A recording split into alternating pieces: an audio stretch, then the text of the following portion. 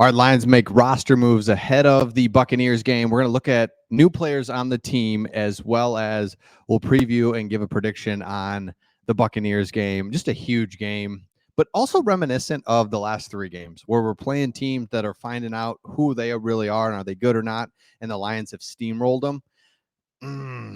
We'll get to that in just a second. Let's take a look at the new players and what's going on. So Emmanuel Mosley officially goes to IR. Zonovan Knight goes to IR as well. So Mosley was the ACL. Zonovan Knight, if you remember, and this is so frustrating because it was like we're way ahead and he just tries to take on two defenders, put his shoulder down.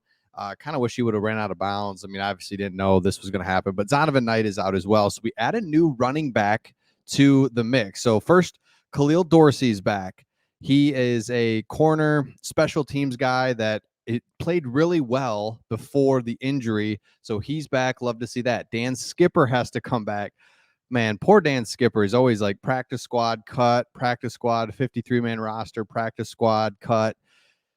He is back on the 53-man roster, provides both depth at tackle and guard, but specifically at guard is where we're going to see him because Jonah Jackson probably will not play in this game, and Vitai's been out for a while. He's healthy, but we'll see. And then Devin Ozigbo, we'll break him down just a little bit. That's our new third running back because remember, we have Montgomery's 1, Reynolds is 2, and then Ozigbo. Yeah, we'll get to it in a second. But because remember, Jahmyr Gibbs probably won't play either. So you need 3 running backs. And so I like Reynolds. Reynolds is not dynamic or anything like that, but he's steady, can get the job done. Montgomery obviously will get the bulk of the carries. And so hopefully he stays healthy and can do his thing. So Ozigbo,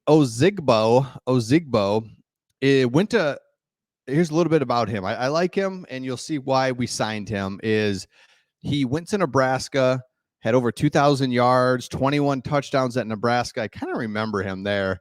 And then he's just been a bounce around fringe dude that is one of those guys that you could break out at any minute. So he goes undrafted free agent to the Saints. Then he goes to the Jags. Then he goes to the Saints. Then the Jags. Then the Patriots. Then the Saints again. And you can kind of get the feeling that Dan Campbell worked with him at the Saints. So he knows him. And that's probably why he made his way to the Detroit Lions. Then he goes Broncos. Then he goes Lions. Then he was released this past offseason at cut time. And then we re-signed him again to the practice squad. Now he's up and going to be our guy. Our third string running back is Ozigbo.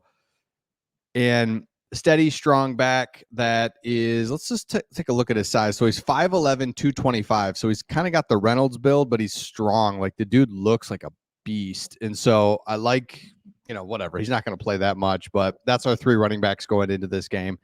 As for a prediction and kind of a preview, there's 2 things I want you to pay attention to in this game is that did a video on this. The Buccaneers offensive coordinator spent the last 12 years with the Seahawks. He was the quarterback's coach last year. So the Buccaneers offensive coordinator knows the Seahawks system very well. And what's the system that's given us trouble these last 2 years? It's the Seahawks.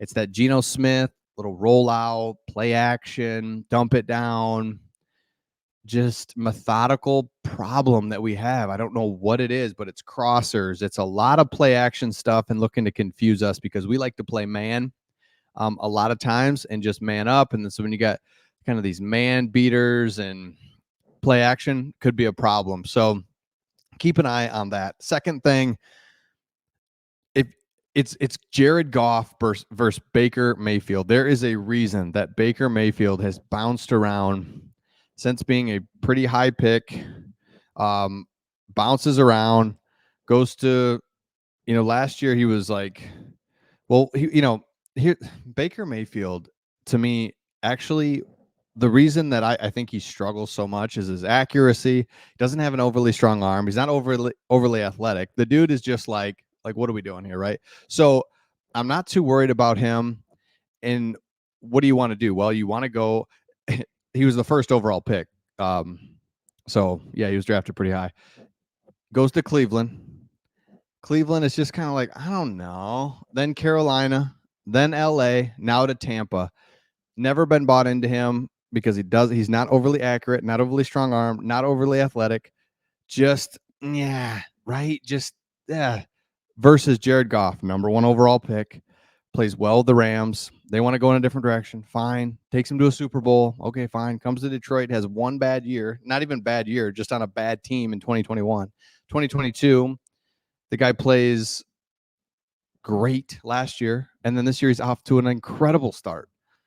I think this is another game in which the Lions just dominate again. And I'm like trying to not just fully lose myself in what I've seen over these last 3 weeks, but this is a very similar team to Atlanta, to Green Bay, to Atlanta and Green Bay. Carolina's pretty bad, but Atlanta and Green Bay, like Atlanta thought they were pretty good. They were 2-0 or 2-1 when we faced them.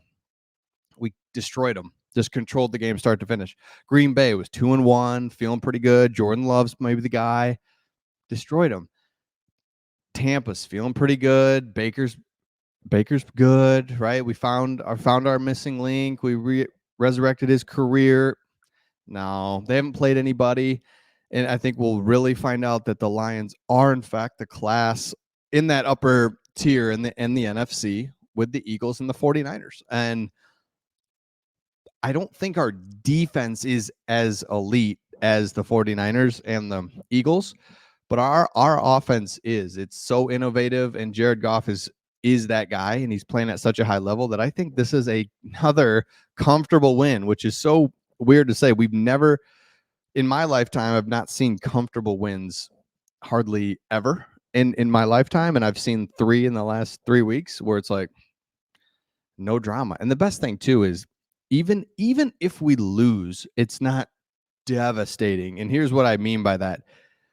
The Lions teams in the past, if you lost, it was devastating because you knew any chance you had to win, you had to win because you just weren't going to get those chances very often. So you had to take advantage of that when you lose, a heartbreaker, because you knew you just weren't good enough you had to steal victories, wherever you could and try, and you were trying to sneak into the playoffs. Now, even if we were to lose, I'm not like stressing about it because we'll find victories and the schedule's not bad, but I think the Lions win no problem. And when I say no problem, it's another double-digit win, like 30-20, 27-20. It's going to be a touchdown to a double-digit win. 7 to 10 points is what I think. So let me know your thoughts in the comments on the score and who do you think wins this game. But at the end of the day, I trust Jared Goff way more than Baker Mayfield. 2 number 1 overall picks, seeing what they can do. So let me know your thoughts in the comments, and we'll see all of you on the next one.